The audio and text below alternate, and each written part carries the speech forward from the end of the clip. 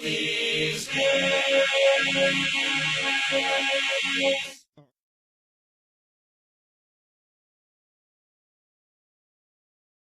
Ano po, tungkol po sa araw ng paghuhukom. Ngayon po, meron po kasi ako nabasa kung saan nakapaloob din po ata sa Quran pero nakalimutan ko po. Hindi po siya mawala sa isip ko kung saan sa araw ng paghuhukom, hindi ka makakapasok sa langit hanggat di ka Muslim. So, medyo may kirot po dun sa akin kasi as a Christian po, so, paano po yun? So, talagang, ano ba, unfair. Talaga pong medyo, pasensya na po talaga ha. Sige po. Pero, ano po ang mainam na paliwanag para sa ganun? Sa araw ng paghuhukom, bakit kailangan Muslim lang yung nasa langit? So, ano nga po ba talaga yung Okay. pasensya na po talaga. Maraming salamat, sister, at naunawaan ko na ikaw ay taong nagpapahalaga sa kabilang buhay. Dahil kung hindi, unang-una marahil hindi ka dadalo sa ganitong pagtitipon sa pag-uusap sa reliyon at hinihiling ko talaga kay Allah na masumpungan mo ang gabay. Okay, sinabi sa Quran ang aya na ito. Sinabi ni Allah, وَمَا كُنَّا مُعَذِّبِينَ حَتَّى نَبْعَثَ رَسُولًا. Kami, ika, ay hindi magpaparusa hanggat hindi namin ipinarating sa kanila ang kanilang kasalanan. Ibig sabihin, kung ikaw hindi mo alam ang kasalanan, bakit ka parurusahan ni Allah? Kaya naman patuloy ang pagdating sa atin ng mensahe. Kung titingnan nyo sa kasaysayan ng tao, hindi naman natin kilala ang Diyos. Pero ang Diyos mismo, nagpadala siya sa atin ng mga mensahero. At sinabi niya sa atin, binalita niya sa atin kung anong dapat natin gawin.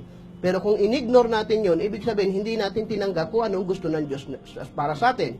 Sinabi ni Allah sa marangal na Quran, وَمَا خَلَقْتُ الْجِنَّ وَالْإِنسَ إِلَّا لِيَعْبُدُونَ. Nilikha lamang tayo ng tao para sambahin natin siya. Yun ang purpose.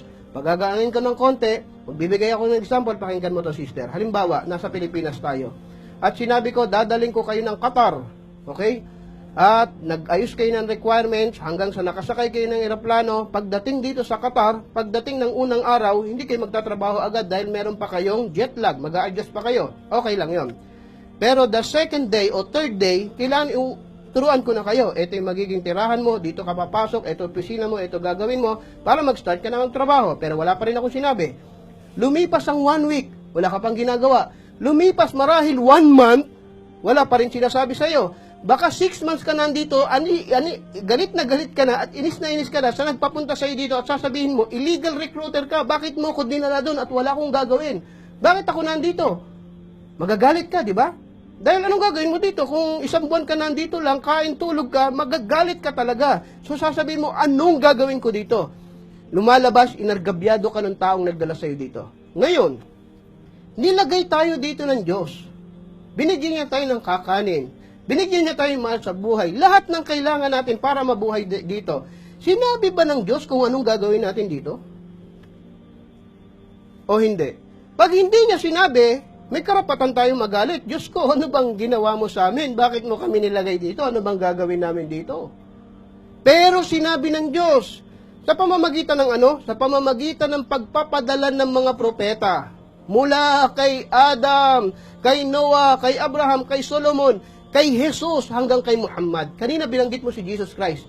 Pati si Jesus Christ, pareho ang turo niya kung ano ang turo ni Moises, kung ano ang turo ni Abraham, ni Solomon at ni Muhammad. Kaya lang inaalam natin, nasan yung turo na yun? Dumating ba sa atin ang mensahe? So yun ang pinakamalaking tanong. Kaya sa kabilang buhay, darating ang paghuhukom o paglilitis. Ang Diyos, merong talaan na ibinigay sa atin. Nang nandito tayo sa mundo, merong tagasulat sa lahat ng ginagawa natin, left and right. Sa right, ang mga mabubuting gawain, sa left naman, ang masasamang gawain. Pagdating sa araw ng paghuhukom, yan ang saksi. Ayan ang ginawa mo. Dumating sa iyo ang mensahe, ipinakikilala ka ng mga propeta, ganito ang nangyari, at dumating sa iyo ang mga pagbabanta, dumating sa iyo mabuting balita, dumating sa iyo kaalaman patungkol sa impyerno, dumating sa iyo kaalaman patungkol sa paraiso. Ano ginawa mo? Tinanggap mo ba ako? Siguro dito ngayon, magkakaroon ng sense kung tayo ay parurusahan ng Diyos dahil nakita sa talaan natin na dumating ang mensahe pero tinanggap ba natin? o nangatwiran tayo noon, o kaya meron tayong ibang pinagkakaabalahan noon, o di kaya hindi natin tinanggap. Ano sabi ni Allah? وَمَنْ أَعْرَضَ عَنْ ذِكْرِي فَإِنَّ لَهُ مَعِيشَةً ضَنْقًا وَنَحْشُرُهُ يَوْمَ الْقِيَامَةِ أَعْمَى قَالَ رَبِّ لِمَا حَشَرْتَنِي أَعْمَى فَقَدْ كُنْتُ بَصِيرًا. Sabi ni Allah subhanahu wa ta'ala, kung sino man daw ika ang tumanggi sa aking mga mensahe, ay magkakaroon siya ng masalimuot na buhay.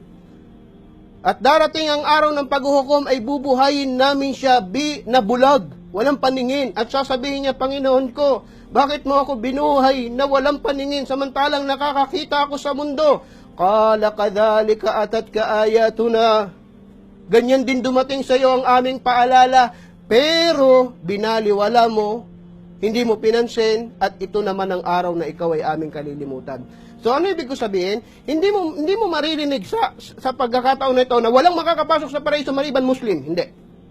Kasi may mga ibang sitwasyon eh. Halimbawa, taong nabuhay sa bundok, walang taong nangaral sa kanya, ang kasama niya doon, mga puno ng saging, mga hayop, halaman, walang internet.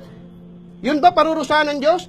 Meron siyang paglilitis na sarili pagdating ng araw ng paghuhukom. Pero sa atin, sa tulad natin, na dumarating ang mensahe, dumarating ang paalala, lahat ng katuroan naririnig natin at itatanggi natin, yan ng pinakamalaking question na haharapin natin sa araw ng paghuhukom. So bakit natin susumbatan ng Diyos na tayo'y parurusahan at hindi nagkulang ang Diyos sa pagpapadala sa atin ng mensahe?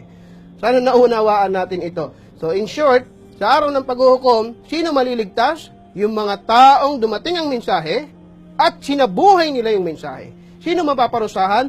Yung mga taong dumating sa kanila ang mensahe ng Diyos at tinanggihan nila. At sinabi nila, may sarili akong Diyos, may sarili akong paraan ng pagsamba, etong ginagawa ko, hindi ko na kailangan ng mensahe ng Diyos. Itong bottom line. Sana ito yung maintindihan natin at ito talaga yung ilagay natin sa ating puso't isipan. Inshallah.